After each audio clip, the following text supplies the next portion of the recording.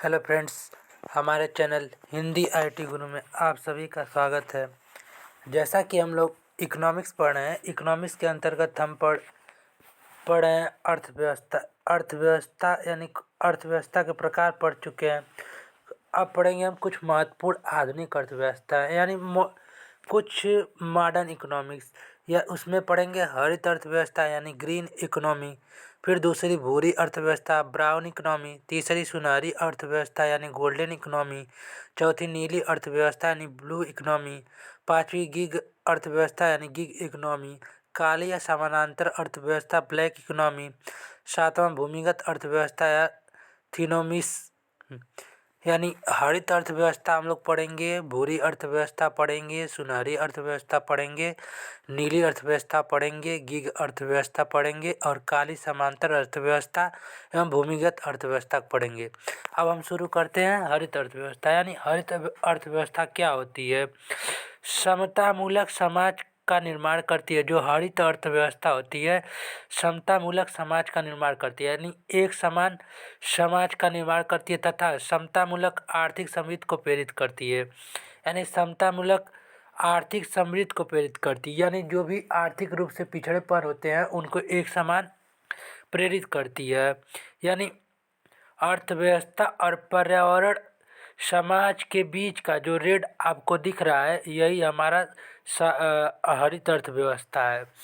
युक्तियुक्त यानी वर्तमान में किस चीज़ की आवश्यकता है उसके अनुसार हम हरित अर्थव्यवस्था का पालन करते हैं।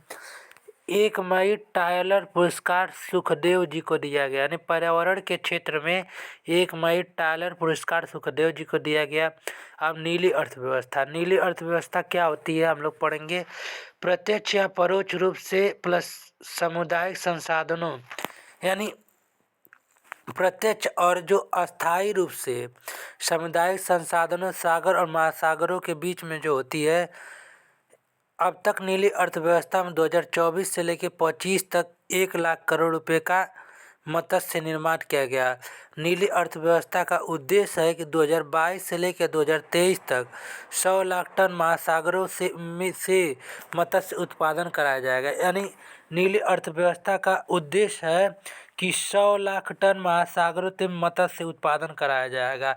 यानी नीली अर्थव्यवस्था प्रत्यक्ष या परोक्ष रूप से सामुदायिक संसाधनों से होती है। यह सागरों और महासागरों में होती है। इसका उद्देश्य रखा गया है कि 2022 से लेकर 2023 में 100 लाख टन महासागरों से मत्स्य उत्पादन कराया जाएगा। अब भूरी अर्थव्यवस्था क्या है? अब हम भूरी अर्थव्यवस्था को जानते हैं क्या है। जीवाश्म ईंधन, पेट्रोलियम, रसायन तथा उर्वरक, यही हमारी भूरी अर्थव्यवस्था कहलाती है। भूरी अर्थव्यवस्था अगर कम होगी तो हरित अर्थव्यवस्था अधिक होगी। यानी सी यानी कार्बन डाइऑक्साइड गैस को, जैसे ग्लोबल वार्मिंग होता है जलवायु परिवर्तन, उसी गर्म कंबल के अनुसार कार्बन डाइऑक्साइड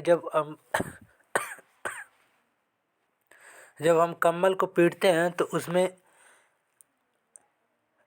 पदार्थ बाहर निकलता है, वही कार्बन डाइऑक्साइड के रूप में निकलता है। अब सुनहरी अर्थव्यवस्था यानी ऊर्जा के गैर परंपरागत स्रोत सुनहरी अर्थव्यवस्था के रूप में आती है। यानी ऊर्जा के जो गैर परंपरागत स्रोत होते हैं, जैसे सोलर एनर्जी, वाटर एनर्जी, आधारभूत ऊर्जा स्रोत, यानी सुनहरी अर्थव्यवस्था वो होती है जो ऊर्जा के गैर परंपरागत स्रोत सोलर एनर्जी, वाटर एनर्जी, आधारभूत ऊर्जा स्रोत होती है। अब हम पढ़ेंगे चक्रीय अर्थव्यवस्था। यानी चक्रीय अर्थव्यवस्था क्या होती है? चक्रीय अर्थव्यवस्था का संबंध है अपशिष्ट प्रबंधन से। यानी जो भी चक्रीय अर्थव्यवस्था का संबंध है अपशिष्ट प्रबंधन, यानी जितने भी खराब पदार्थ होते हैं, जैसे फ्लेश एश, डस्ट यानी खराब धूल, ईंट और घरेलू कचरा, बिजली इत्यादि, यह चक्रीय अर्थव्यवस्था के अंतर्गत आता है। अब गिग अर्थव्यवस्था, इसमें नियोक्ता एवं कर्मचारी में अंतर संबंध होता है। यानी नियोक्ता खर्च होता है डायरेक्टर के माध्यम से, इसमें 3,000 रुपये प्रति महीना के रूप में दिया जाता है और क्लाइमेक्स की ओर अधिक से अधिक लिया जाता है। इनमें प्रगति की ओर ज़्यादा से ज़्यादा गिग अर्थव्यवस्था की ओर ले जाया जाता है। अब पढ़ेंगे काली या समांतर अर्थव्यवस्था या भूमिगत अर्थव्यवस्था। काला धन यानी टैक्स न अदा किया गया हो, यानी काली और समांतर अर्थव्यवस्था के अंतर्गत काला धन या टैक्स न दिया गया हो उसी धन पे लगता है। काले धन से बनी व्यवस्था को काली अर्थव्यवस्था कही जाती है। यानी जितने भी काले धन से जितनी अर्थव्यवस्था बनी होती है उसे काली अर्थव्यवस्था कहते हैं। काला धन को हम सफ़ेद मनी यानी मनी लेंडिंग के द्वारा हम इसको परिवर्तन करते हैं। जैसे 100 रुपया काला धन होता है तो उसमें 33 रुपया टैक्स और 10 रुपया एमएल चार्ज लगता है। यानी काला धन आपके पास 100 रुपया होता है तो उसमें 33 रुपया टैक्स कटता है और 10 रुपया एमएल चार्ज करता है। इसी तरह थालीनॉमिक्सी 2019 से लेकर 2020 तक कॉइन में परिवर्तित किया गया आर्थिक समीक्षा में। अब एमएल को हम 2 रुपये में, वेज होता है और नॉन वेज होता है। यानी वेज के अंतर्गत 11,000 रुपया प्रति महीना और नॉन वेज में 12,000 रुपया 2005 से लेकर 6,000 की तुलना में 2018-19 की तुलना में 12,000 रुपया कर दिया गया। अब नेक्स्ट वीडियो में अगले पार्ट को हम पढ़ें, तब तक के लिए थैंक यू।